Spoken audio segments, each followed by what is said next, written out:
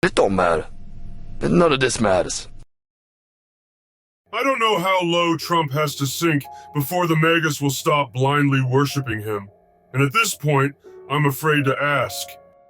He shared a post that said Kamala only got to her position by handing out blowjobs. This literally will not even wiggle the needle. There is nothing that their God King can do or say to waver his cult's support. I literally, truly, and completely believe that. Trump could show up to the debate, visibly and audibly shit his pants, reach into his diaper, and smear feces on his face on live television, and would still poll at about 46-48%. He could tweet out tomorrow that women between the ages of 12 and 40 should be rounded up into camps for breeding and male stress relief. And his base would still be convinced that Kamala was the evil that must be stopped at all costs. If he tweeted that, the media would forget about it 3 days later. Everyone who keeps an eye on the news, US and international, has heard so many revolting things out of him that it's just routine at this point. I think we're all just waiting for him to drop the N-word into a mic. Which will just make the MAGA base love him that much more. He was joking. You just don't get his sense of humor. He was calling himself that word. That makes it okay.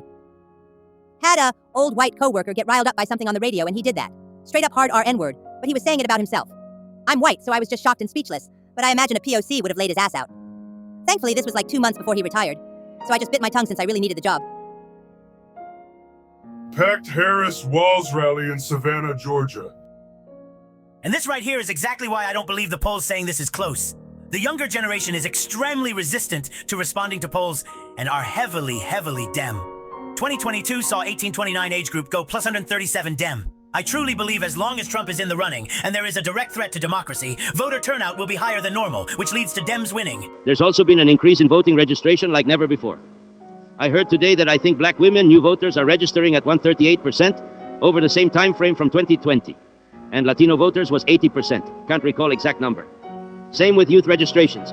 I won't be comfy until the transition of power has been successful, but I have a lot of hope now that I didn't for the past decade. Don't care. Fighting like we are behind thanks to Republican efforts to diminish trust in the election process and voter disenfranchisement.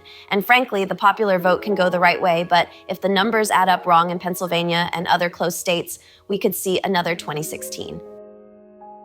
November 5th brings the end to Trump and maggots. Game over. Oh, they aren't going away peacefully. Stay alert. If you see something, say something. Exactly. We can't let our guard down until Kamala is sworn in.